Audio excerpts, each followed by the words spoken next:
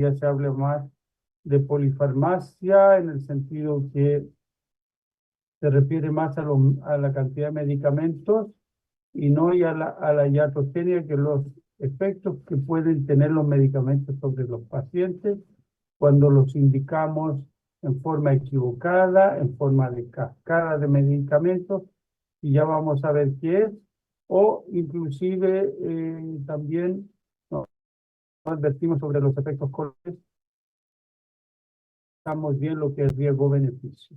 ¿Ya? Entonces, vamos a iniciar.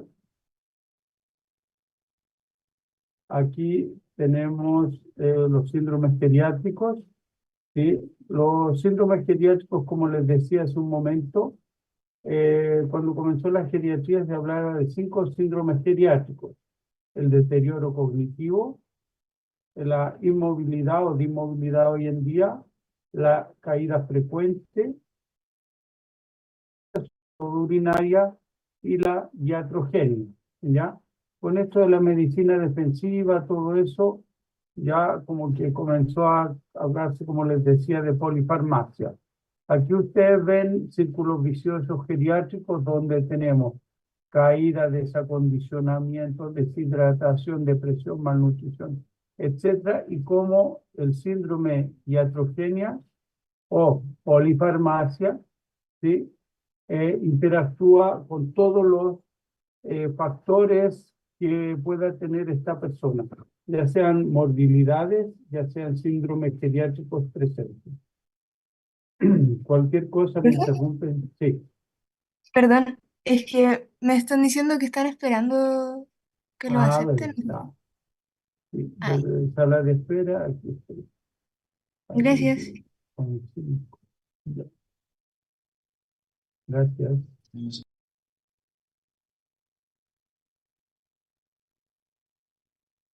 Muy bien. Aquí nosotros tenemos un estudio de hace años donde decía cuántos medicamentos diferentes toma regularmente. El 2007 tomaban 2,9, el 2010 ya 2000, o sea, 2,97 y el 2013 3,57. ¿Sí? Eh, por lo menos 90% de las personas mayores toman un medicamento, ¿sí? Y 80% toma más de 7%. Perdón, más de 7 medicamentos. En realidad, ustedes el próximo año van a ver cómo la polifarmacia es bastante frecuente en esta área de geriatría. Acá nosotros tenemos algunos aspectos sobre el envejecimiento y los fármacos, la farmacocinética, ¿sí? O farmacodinámica, ¿qué sería? La farmacocinética, ¿no? O sea, ¿qué es lo que nosotros vamos a hacer con los medicamentos? Y lo otro es qué nosotros hacemos con los medicamentos. O sea, qué nosotros hacemos con los medicamentos y lo otro es qué el medicamento va a hacer en nosotros. Entonces tenemos envejecimiento y fármacos, la liberación. Eh, muchos abren las cápsulas, las rompen, las mascan o las muelen los comprimidos, hay deliberación prolongada, deliberación extra extensiva, etc. Y hay efectos subterapéuticos y toxicidad. Esto de la liberación, como ustedes saben, en farmacología siempre nos recomiendan. Ahora en la práctica del día a día, ustedes ven, hasta en las películas, ven cómo por ejemplo, a personas que están en los hospitales o en una residencia de personas mayores, llevan el vasito lleno de remedio y se los toman juntos. O de repente le muelen un remedio para que se lo pueda tomar porque tiene dificultades para tragar. Y así, ¿ya? Entonces, en cuanto a liberación, hay mucha alteración, pero eh, la alteración, digamos, del medicamento y lo que nos puede hacer de efecto colateral generalmente es bajo, excepto algunos, ¿ya? La absorción. no está afectada de manera significativa a nivel de vía digestiva, bueno, nada intramuscular o intravenoso o subcutáneo. Aquí tenemos un cuadro a su derecha, efectos de la edad sobre la absorción gastrointestinal de los medicamentos, disminución del número de células absortivas, disminución del transporte activo de los medicamentos. Bueno, aquí tenemos las consecuencias, ¿sí? Disminución de absorción, ya sea, por ejemplo, algunos fierros, en este caso el transporte activo, y como las vitaminas, la mayoría de las vitaminas en su absorción. Después tenemos aumento del pH gástrico. Esto no siempre es así, no se olviden que hay gastritis atrófica muchas veces en la persona mayor, por lo tanto el pH gástrico tiende a disminuir. Pero esto va a determinar el grado de solubilidad y la ionización. Además, eh, podemos pensar que los medicamentos que la degradación gástrica puede ser ácido sensible, o sea, en otras palabras, medicamentos que necesiten un ambiente básico, ¿sí? Eh, con el ácido ellos pueden estar desactivados o disminuir su absorción o descomposición. Después tenemos disminución de la velocidad del vaciamiento gástrico y disminución de la velocidad del tránsito intestinal. Esto puede disminuir una velocidad de la absorción y aumento de la biodisponibilidad de fármacos de absorción lenta, ¿ya? También disminución de la velocidad de absorción de fármacos poco solubles. Esto, como les digo nuevamente, y siempre quiero recalcar, que el envejecimiento tiene sus características, por lo tanto, esto no quiere decir que un medicamento no vaya a poder producir el efecto deseado si es que se administra en la vía, presentación y dosis adecuadas. Y finalmente aquí disminución del efecto del primer paso con aumento de la biodisponibilidad de fármacos de alta eliminación hepática. ¿Ya? Esto en relación a liberación y la absorción. Ahora, si vamos a distribución, podemos decir aquí que hay varias modificaciones, ¿sí? Disminución del tamaño corporal, ¿sí? Disminución del agua corporal.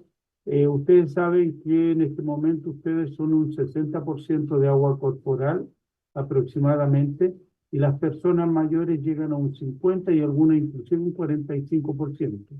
Por lo tanto, hay una disminución del volumen plasmático también, y esto, la distribución va a ser afectada con disminución del volumen de distribución de los fármacos hidrosolubles, ¿ya?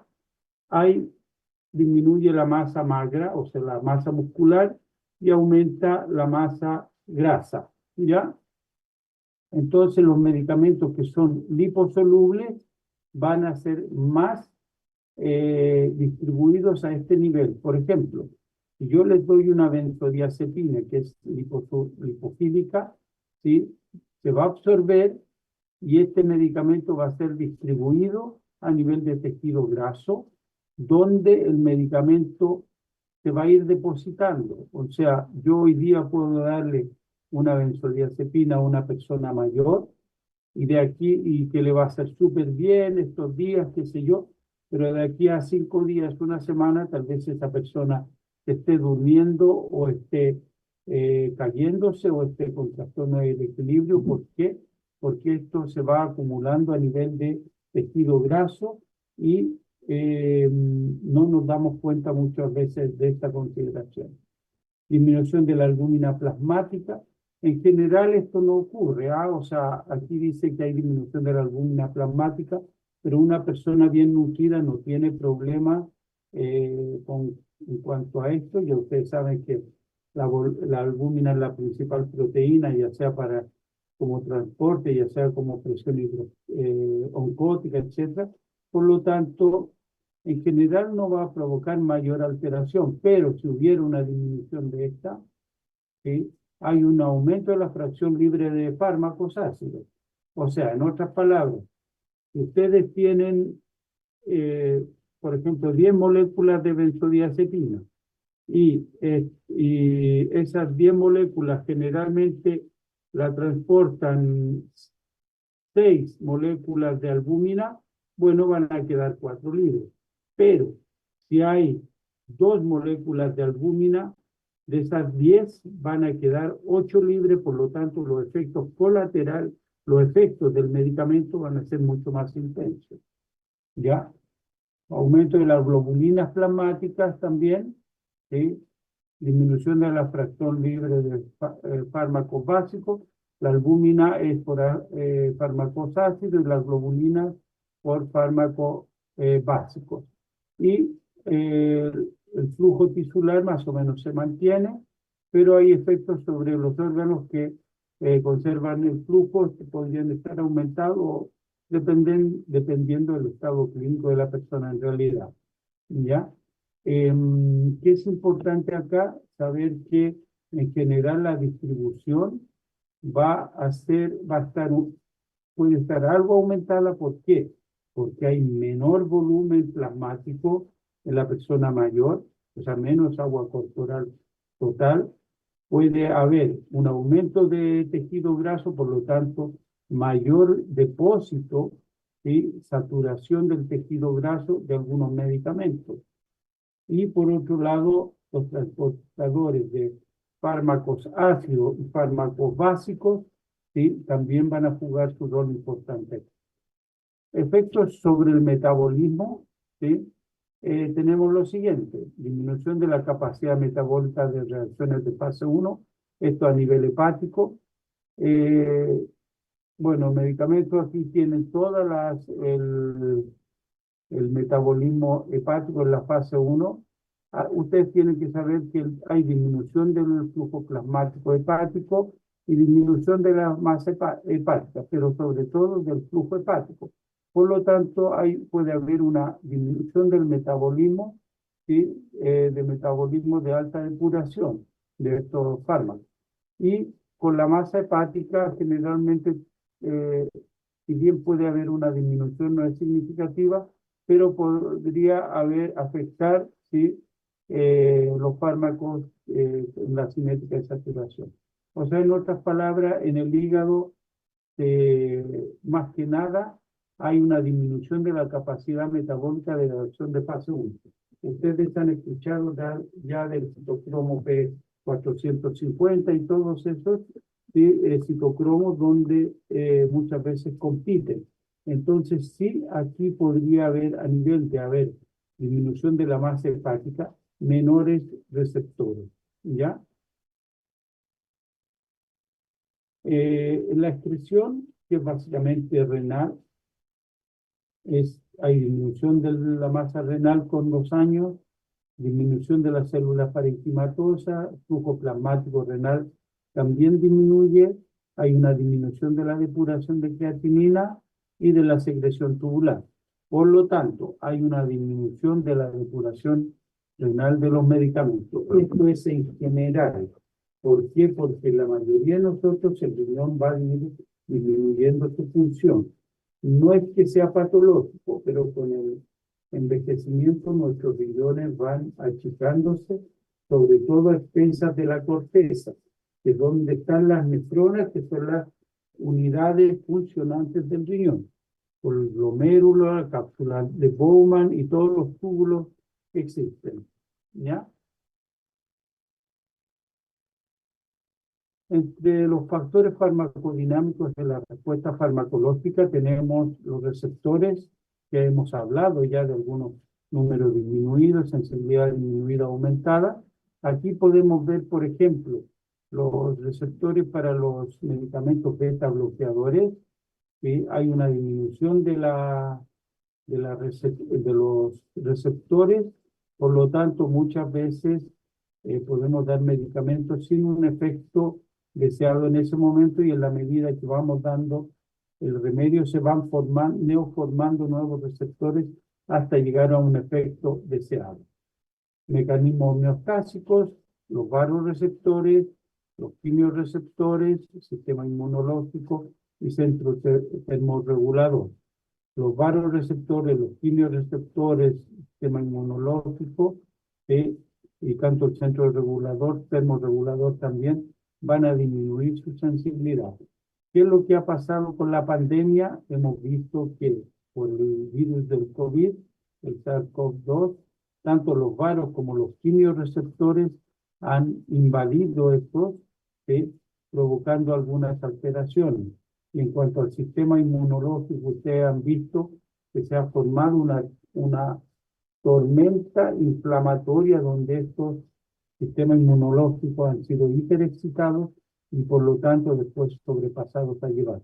El centro termorregulador es importante en el sentido que la persona mayor consigue menos controlar tanto el ambiente, digamos, caluroso como frío, ya sea por pérdida del calor corporal o ya sea por retención del calor corporal. Sabiendo ya esto en relación a la farmacocinética, vamos a ir a la farmacodinámica un poco, ¿ya? Entonces, aquí tenemos la definición de polifarmacia, según la Organización Mundial de la Salud.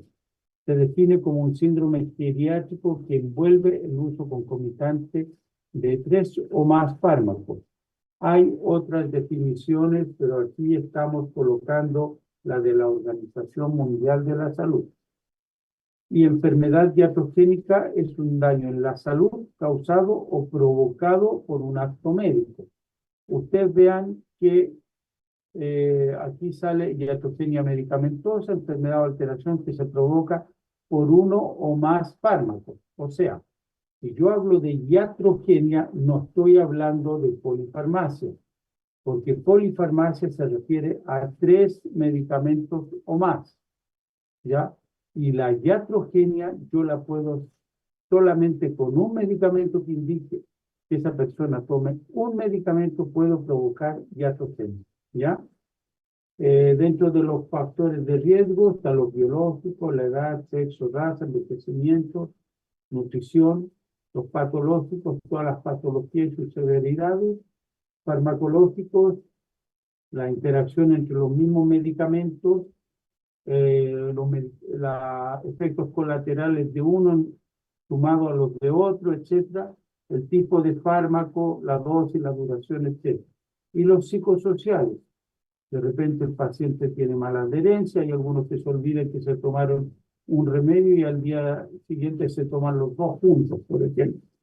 Error de administración, uno se confunde la dosis, ¿sí? Automedicación, que es súper frecuente, los hábitos, o sea, muchas personas no tienen hábitos en forma horaria tomar su medicamento.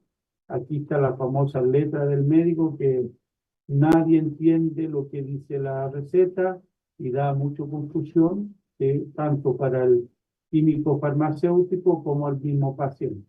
Y no orientación de cómo tomar varios o un medicamento en cuanto a sus dosis, horarios, etc. La polifarmacia, entonces, aquí habla de uso de 3 o 5 fármacos en forma simultánea. Este otro concepto que hay, el de la OMS, son 3 o más. Aquí hay otro concepto de polifarmacia donde dice 3 o 5 fármacos en forma simultánea. O sea, en general es mayor de 3, ¿cierto? Iatrogenia, la indicación de fármacos innecesarios. Por ejemplo, yo puedo dar un medicamento que no necesita el paciente, que no es relevante, ¿sí? Por ejemplo, dice, deme por ejemplo, una neurobionta. Yo me coloco todos los años una neurobionta y hay neurobionta oral y otras que son inyectables. Ya le doy la inyectable porque el paciente me lo pidió, no sé por qué, no sé en qué le voy a ayudar o no, ¿sí? Pero se la prescribo porque el paciente, por ejemplo, me la pidió. Cuento corto, alguien le pincha, se forma un nódulo ahí en el lugar de la punción, después comienza a inflamarse, o sea, hay un hematoma, ¿sí? Absceso y todas las complicaciones que puedan existir, y eso es una iatrogenia, ¿ya? No necesariamente por el pinchazo en sí, sino porque se está colocando un medicamento que no requiere. Prescripción en cascada. Esto es típico también, ustedes lo han debido escuchar muchas veces, que es la necesidad de indicar un medicamento para suplir los efectos colaterales de otro. Por ejemplo, ay doctor, ya le voy a indicar, por ejemplo, un Telecoxib cada 12 horas por 5 días. Ya. Ah, doctor, pero deme también omeprazol porque me pueden caer mal a la guata. Es la típica prescripción de un inhibidor de bomba de protones, donde se le da un medicamento, no sabemos por qué ni para qué, pero simplemente porque el paciente lo pidió, o nosotros mismos podemos pensar que realmente lo requiere, pero sin que haya una evidencia clínica al respecto. ¿Ya? Polifarmacia y iatrogenia, entonces, ¿qué es lo que vamos a hacer para evitar? Considerar las interacciones farmacológicas, reacciones adversas a medicamentos, prescripción inadecuada, como recién hablamos, y prescripción en cascada. Estos estos 4 ítems, ¿sí?, van a predisponer tanto a la polifarmacia como a la iatrogenia. ¿Ya? Aquí nuevamente el efecto en cascada, el uso excesivo de medicamentos que provoca la aparición de un efecto adverso de un paciente con múltiples afecciones y que puede confundirse con un nuevo síntoma clínico. Entonces ahí le damos otro, y así, y otro. ¿Ya? ¿Cómo recetar adecuadamente para prevenir el riesgo de los medicamentos? En geriatría, estas son las recomendaciones, pero esto sirve para cualquier área. Realizar un diagnóstico preciso, ¿sí? Hacer una valoración geriátrica integral para evitar tratamientos sintomáticos también. Ojalá tratáramos la causa y no los síntomas. Los síntomas por lo menos es temporal, pero la causa puede ser permanente, por lo tanto también ahí vamos a tener medicamentos que los debemos suspender después y son sintomáticos. Realizar una historia farmacológica completa y revisar fármacos actuales antes de prescribir. Ayer o antes de ayer había un paciente, por ejemplo, que estaba tomando enalapril y losartán, o sea, un yeca, un arador, lo que generalmente, o un arador y un yeca, lo que generalmente no está indicado, ¿ya? Eliminar aquellos fármacos cuyos diagnósticos no se pueden identificar. Tenemos muchas veces un diagnóstico que no sabemos por qué lo indicaron en algún momento, tal vez hace años, y el paciente sigue tomando el remedio sin saber por qué. Considerar la posibilidad de tratamiento no farmacológico, ¿sí? No se olviden que no somos médicos que solamente prescribimos medicamentos, sino que también tenemos una prescripción de tipo no farmacológica que muchas veces es suficiente para los pacientes. El tratamiento, ¿sí?, alivio sintomático o curativo, tenerlo claro como habíamos mencionado. Evaluar el perfil farmacológico del paciente en su conjunto. O sea, por ejemplo, si él tiene otras patologías, ¿sí?, y que de repente son contraindicaciones, o ver otros fármacos, ¿sí?, como causa de la enfermedad actual y sus potenciales interacciones, ¿cierto? O sea, que podemos dar la prescripción de cascada. Es posible simplificar el tratamiento, como vimos hace un momento en la consulta, ¿sabe? En población adulto mayor hay muchos medicamentos, ¿sí?, que las personas toman, pueden ser tal vez 7 medicamentos, y muchas veces nosotros podemos abreviar, digamos, los medicamentos, por ejemplo, en comprimidos, cápsulas que vengan asociados 2 medicamentos, lo más típico. Ya, le voy a dar losartán al paciente y le voy a dar hidroclorotiazida. Ya hay comprimidos que traen ambos compuestos en las dosis que generalmente podríamos indicarlas, ¿ya? Ya hay píldoras con 3 comprimidos, otros con 4, lo que se llama la polipíldora, ¿ya? Eso simplifica que la persona no esté presa de estar tomando en cada horario un medicamento y que se olvide o sea, que se olvide que lo tomó y pueda tomárselo de nuevo o pensó que se lo tomó y no se lo toma. Para terminar, prácticamente eh, tenemos unas herramientas en geriatría de prescripción y de revisión farmacológica. Estos son los criterios de BIRS, que son por los americanos, ¿sí? Que habla de medicamentos, medicamentos potencialmente inapropiados para personas mayores. O sea, más nos indican que debemos evitar algunos medicamentos. Y el evitar medicamentos va a ser de acuerdo al paciente. Por ejemplo, si yo tengo un antiinflamatorio en un paciente que tiene simplemente una gonartritis, yo le puedo dar tranquilamente cualquier antiinflamatorio. Pero si le voy a dar a un paciente que tiene gonartritis, pero tiene una insuficiencia cardíaca, tiene hipertensión, ahí tendré que considerar cómo está manejando su presión arterial. Si no hay otra opción como para tratar al paciente sin que le dé este medicamento vía sistémico, por ejemplo, puedo darle un gel, medicamentos tópicos para su rodilla, en ese aspecto. Y ya después los criterios de stop and start, que significan esto, ya, bueno, herramienta de streaming para las prescripciones de pacientes mayores y el screening de alertar de los tratamientos que debería recibir el paciente. Por ejemplo, si yo, bueno, la parte primera del stop es lo que habíamos mencionado, que son los mismos de los criterios de vida. Pero si yo veo que un paciente está con insuficiencia cardíaca ya avanzada y yo sé que están los 4 fantásticos y él tiene 2 o 3, yo debería incluir, prescribir este paciente porque no está siendo bien tratado, ¿ya? Desde que él lo pueda recibir. Y finalmente, siempre vamos a calcular las dosis, ¿sí? De acuerdo a la estimación de la velocidad de filtración glomerular, o sea, del clearance renal. Puede ser con la de MDR4 o la TKD-EPI, ¿ya? Donde considera estos parámetros que ustedes ven que son muy similares, pero tienen sus diferencias en cuanto a resultados.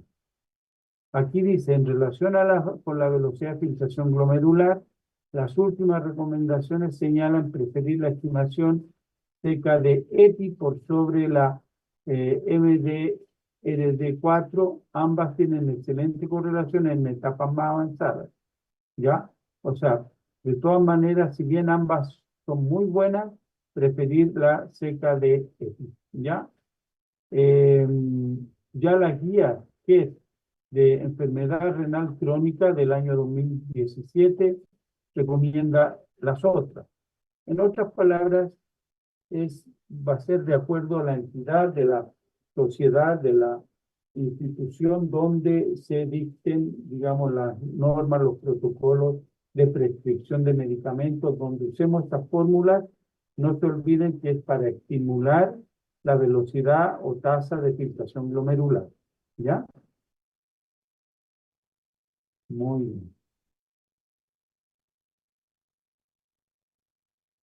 ¿Hasta ahí alguna pregunta?